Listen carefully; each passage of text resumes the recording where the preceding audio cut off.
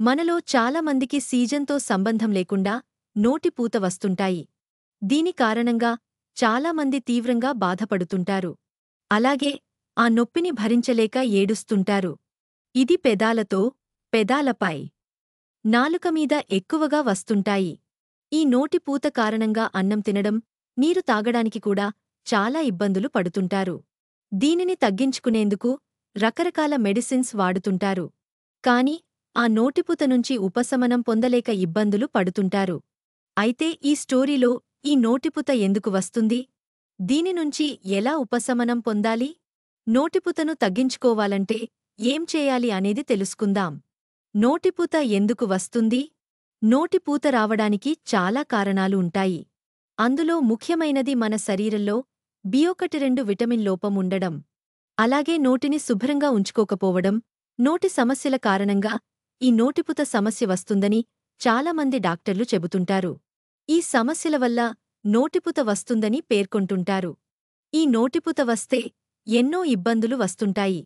అయితే ఈ సమస్య నుంచి తప్పించుకోవడానికి కొన్ని సులభమైన పద్ధతులు ఉన్నాయి. అందులో ఒకదాని గురించి ఈరోజు మనం చర్చించుకుందాం. నోటిపూత నుంచి బయటపడడానికి మనం ఎక్కువగా B12 విటమిన్ ఎక్కువగా ఉన్న ఆహారాన్ని తీసుకోవాల్సి ఉంటుంది. ఈ B12 విటమిన్ మనకు ఎక్కువగా బియ్యంలో దొరుకుతుంటుంది.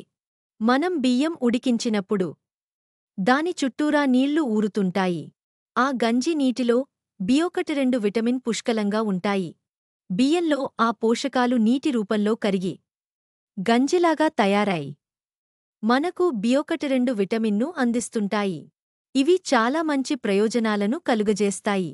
ఎలా తీసుకోవాలంటే, మన శరీరానికి B12 విటమిన్ పుష్కలంగా, సమృద్ధిగా, సమతుల్యంగా అందాలంటే ఈ బియ్యం గంజిని సరిగ్గా తీసుకోవాలి.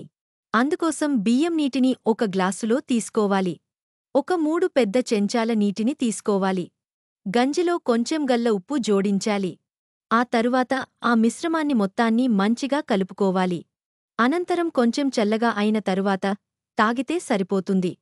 ఇలా 2-3 రోజులపాటు తీసుకుంటే నోటిపూత నుంచి బయటపడవచ్చు. ఇవి పూర్తిగా సురక్షితం కావడంతో పాటు ఇందులోని పోషకాలు ఆరోగ్యాన్ని కూడా ఎంతగానో మేలు చేస్తాయి. అలాగే ఎంతో ఇబ్బందిని కలిగించే నోటిపూత సమస్య నుంచి బయటపడొచ్చు.